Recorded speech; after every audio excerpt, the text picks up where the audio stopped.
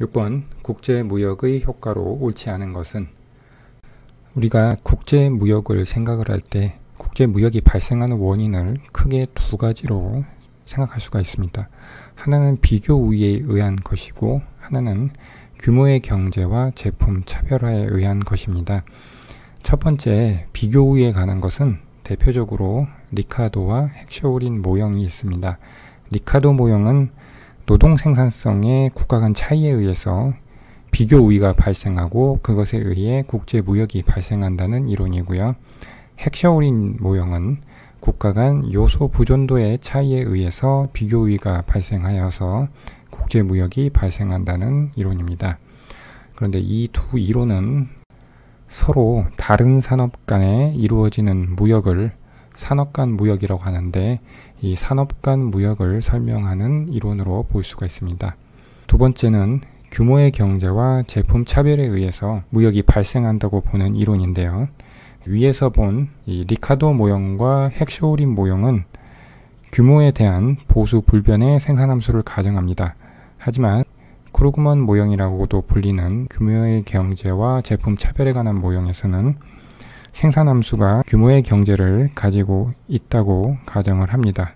규모의 경제는 생산량이 증가함에 따라서 단위당 평균 비용이 하락하는 경우를 말합니다. 그래서 이 모형은 리카도나 헥쇼린 모형과 달리 동종 산업 내에서 무역이 이루어지는 산업 내 무역을 설명하는 대표적인 이론입니다. 물론 현실에서는 산업 간 무역과 산업 내 무역이 함께 나타납니다. 그래서 두 국가 간의 무역이 일어난다고 할 때 두 국가 간 차이가 큰 국가 간에서는 산업 간 무역의 비중이 크고, 이것은 리카도의 모형이나 헥쇼린 모형으로 설명할 수가 있겠죠. 그래서 비교 우위에 의한 무역이 발생할 때 산업 간 무역이 발생하게 되는 것이죠. 그리고 서로 유사한 국가 간에는 산업 내 무역의 비중이 큰 현상을 우리는 알 수가 있습니다. 여러분들이 이 리카도의 모형이나 헥쇼린 모형에 대해서는 잘 알고 있지만, 규모의 경제와 제품 차별을 통한 크루그먼의 CCPP 모형이 있습니다. 이 모형에 대해서 간략하게 설명한 후에 문제를 풀어보도록 하겠습니다.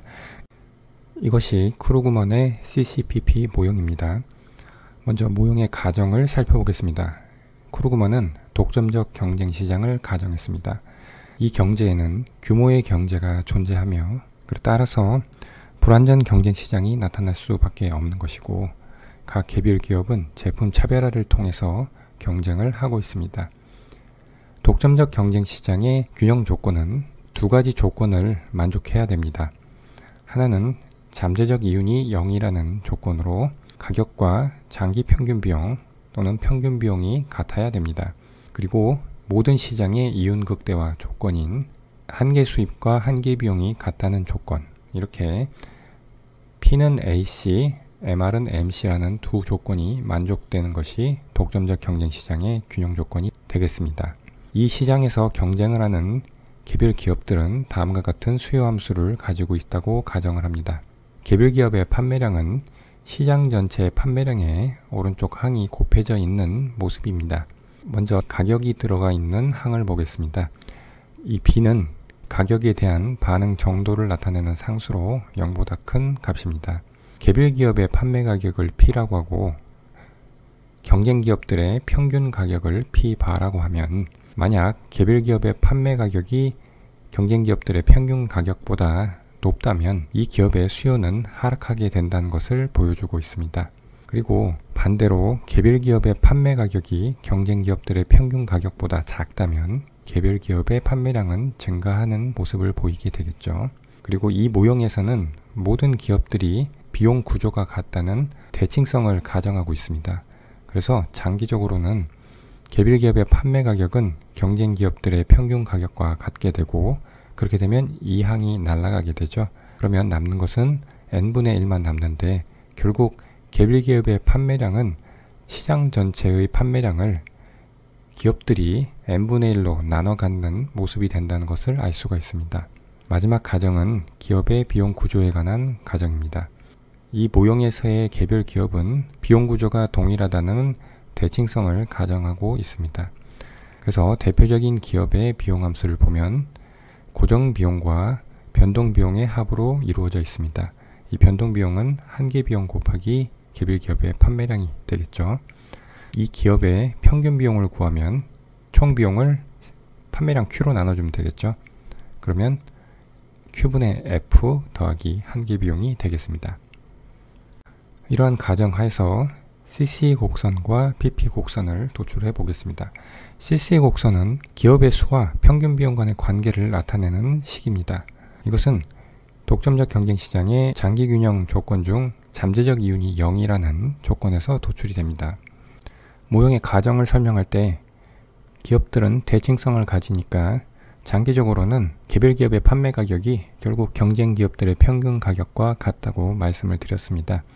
이 조건에 의해서 개별 기업의 수요 함수는 n분의 s가 되고 이것을 CC 곡선의 도출에 활용하게 됩니다.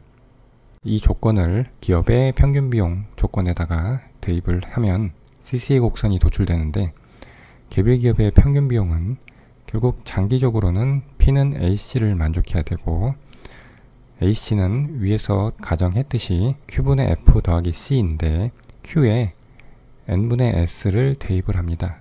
정리를 하면 AC는 S분의 NF 더하기 C가 되고 이것이 바로 기업의 수와 평균 비용 간의 관계를 나타내는 CC 곡선이 됩니다. 물론 균형 조건인 잠재적 이윤이 0이라는 조건을 만족하기 때문에 이 AC는 P와 같게 됩니다. 그 다음 PP 곡선을 도출하면 PP 곡선은 기업의 수와 가격 간의 관계를 나타내는 식입니다. 이것은 독점적 경쟁시장의 균형 조건 중 두 번째 조건인 이윤극대화 조건, 한계 수익과 한계 비용이 같다는 조건에서 도출됩니다. 먼저 개별 기업의 수요 함수를 아래와 같이 변형을 해보겠습니다. P로 이루어져 있는 항과 P와 관계가 없는 항으로 분리를 해보겠습니다. 그러면 개별 기업의 판매량은 어떤 상수의 항과 가격의 항으로 분리가 됨을 알 수가 있습니다. 이것은 오른쪽에 와서 보시면 결국 Q는 A-BP라는 우리가 알고 있는 직선의 수요함수의 식과 같다는 것을 알 수가 있습니다. 이것을 역수요 함수로 표현을 해보면 P에 대해서 정리를 하면 이와 같이 되고 우리는 수요곡선이 직선일 때 한계 수익 곡선이 수요곡선의 기울기를 2배한 것이라는 것을 알고 있습니다. 그래서 MR은 이와 같은 모습이 되고 이것은 아래와 같이 2 곱하기 B분의 Q를 B분의 Q로 쪼갤 수 있습니다. 그러면 이 앞부분은 가격 P와 같죠. 그래서 이것은 P-B분의 Q로 표시를 할 수가 있습니다. 그런데 CCPP 모형의 수요함수에서 이 B에 해당하는 것이 이 왼쪽에서 S 곱하기 B죠.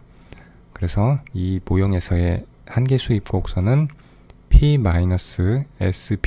Q가 됨을 알 수가 있고 그리고 CC 곡선을 도출할 때 Q가 n분의 S였으니까 이것을 이용을 하면 S분의 Q는 n분의 1로 바뀌어짐을 알 수가 있고 그래서 MR은 P-BN분의 1이 됨을 알 수가 있습니다. 이윤극대화 조건에 의해서 이 MR이 MC인 C와 같게 되니까 이것을 P에 대해서 정리하면 P는 C 더하기 BN분의 1이 돼서 이것이 바로 PP 곡선이 됩니다. CC 곡선과 PP 곡선의 의미를 하나씩 살펴보도록 하겠습니다. CC 곡선은 이 평균 비용과 기업 수에 관한 관계인데 기업 수가 증가하면 평균 비용이 증가하는 것을 알 수가 있죠. 이것은 기업 수가 증가하면 정해진 시장의 규모를 두고 경쟁하는 기업의 수가 증가하는 것이니까 각 개별 기업의 판매량은 감소하게 됩니다. 그러면 이 경제에서는 규모의 경제를 가정하니까 개별 기업의 판매량, 즉 생산량이 감소하니까 평균 비용은 증가하게 됩니다. 그 관계를 나타내고 있는 것이고 그리고 PP 곡선은 개별 기업의 수와 가격의 관계인데 개별 기업의 수가 증가하면 가격은 하락하게 되겠죠. 이것은 경쟁이 심화되기 때문입니다. 이제 우리는 독점적 경쟁 시장의 균형을 구하기 위해서 잠재적 이윤이 0이라는 조건에서 도출된 CC 곡선과 이윤극대화 조건에서 도출된 PP 곡선을 N과 P, 또는 A씨의 평면에서 그래프를 그려서 도출해 보도록 하겠습니다. CCPP 모형의 균형입니다. 이 균형에서는 기업의 수 N과 가격 P가 내생 변수로 결정이 됩니다. 이 아래 그래프를 보시면 기업의 수와 비용 또는 가격 평면에서 우상향하는 CC 곡선과 우하향하는 PP 곡선이 그려져 있습니다. 최초의 균형이 이 원점이고 이 원점에서 기업의 수는 N1, 가격은 P1으로 결정이 되어 있습니다. 최초 균형점 E1에서 국제무역, 즉 자유무역이 발생했다고 해보겠습니다. 자유무역이 발생했다는 것의 의미는 시장 규모가 확대됐다는 것이고 이것은 S의 증가를 의미합니다. S가 증가하면 영향을 받는 곡선은 CC 곡선이죠. CC 곡선의 기울기가 하락하게 되니까 시계 방향으로 회전하게 됩니다. 그렇게 되면 균형 기업의 수는 증가하고 즉 차별화되는 제품 수가 증가하게 되고 가격은 하락하게 됩니다. 이 결과를 해석을 하면 결국 자유무역은 규모의 경제를 심화시킨다는 것을 알 수가 있습니다. 이것은 P의 하락, 즉 A씨의 하락에서 알 수가 있는데 가격의 하락, 즉 A씨의 하락은 결국 기업이 생산하는 양이 늘어서 규모의 경제가 작용했다는 것을 의미합니다. 그러면 이렇게 개별 기업의 생산량이 증가했다는 이야기는 무역 전과 비교해서 무역 후에 세계 전체의 기업 수가 감소했다는 것을 의미하고 이것은 무역 후에 개별 국가의 기업 수 역시 감소했다는 것을 의미합니다. 수치를 가지고 한번 예를 들어보겠습니다. 먼저 A국과 B국 두 국이 있고 각 국의 무역전 시장의 규모는 각각 100개였고 기업의 수 역시 100개여서 각 기업이 생산하는 제품 수는 1개였습니다. 그런데 자유무역이 발생하면 시장이 합쳐지게 되는 것이죠. 그래서 시장의 규모는 200이 되고요. 그런데 우리가 이 그래프 분석에서 봤지만 개별 기업의 생산량은 증가했다는 결과를 우리가 도출했었죠. 그 이야기는 N분의 S가 예를 들면 3분의 4 정도로 증가했다고 하겠습니다. 그렇다면 무역 후 기업 수의 합인 N은 어떻게 돼야 되죠? 150이 나와야 됩니다. 이야기는 무역 후에 세계 전체의 기업 수, 원래는 200이었는데 150으로 감소한다는 의미고 그리고 무역 후에 개별 국가의 기업 수 역시 감소해야 된다는 것을 알 수가 있습니다. 그리고 소비자를 보겠습니다. 소비자 입장에서는 기업 수가 늘어나고 즉 차별화되는 제품의 수가 늘어나고 가격은 하락하게 됩니다. 따라서 저렴한 가격으로 다양한 제품의 소비가 가능해지니까 소비자의 후생은 증가하게 됩니다. 다시 문제로 돌아왔습니다. 하나씩 살펴보도록 하겠습니다. 보기 1번 사회적 후생의 증가. 비교 우위론에 의한 무역 이론들에 의하면 무역 전에 생산 가능 곡선 하에서만 소비할 수 있었던 소비자들이 무역을 통해서 기존의 생산 가능 곡선에서 소비할 수 없었던 소비점으로 이동해서 소비를 할 수 있게 되기 때문에 사회적 후생은 증가하게 됩니다. 독점적 무역 모형에서도 마찬가지지만 소비자들은 더 다양한 제품을 낮은 가격으로 소비할 수 있게 되니까 후생이 증가하게 되죠. 그래서 1번은 맞는 보기가 되겠습니다. 2번 보다 다양한 소비 기회의 제공. 방금 설명했지만 비교우위론에 의한 국제무역이든 규모의 경제에 의한 국제무역이든 발생하게 되면 소비자들은 다양한 소비 기회를 누리게 됩니다. 2번도 맞는 보기가 되겠습니다. 3번 규모의 경제를 누릴 수 있는 기회 발생. 이 규모의 경제 모형에서 국제무역이 발생하면 가격이 하락하는 것을 봤죠. 즉 평균 비용이 하락한다는 것이고 이것은 생산량이 늘어나는 개별 기업이 있다는 것이고 규모의 경제가 발생한다는 것을 의미했습니다. 그래서 3번도 맞는 보기가 되겠습니다. 4번 수입으로 인한 동일 제품 국내 생산자의 후생 증가.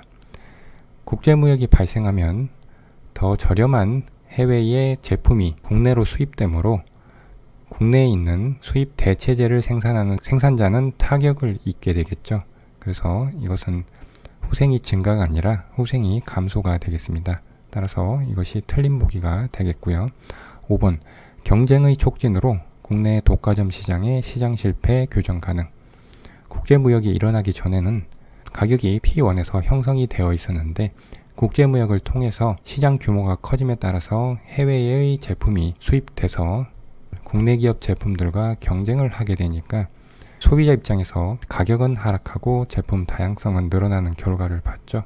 이것이 경쟁이 촉진돼서 국내 독과점 시장의 시장 실패가 교정 가능하다는 것을 보여주고 있습니다. 그래서 5번은 맞는 보기가 되겠습니다. 따라서 6번 문제의 답은 4번이 되겠습니다.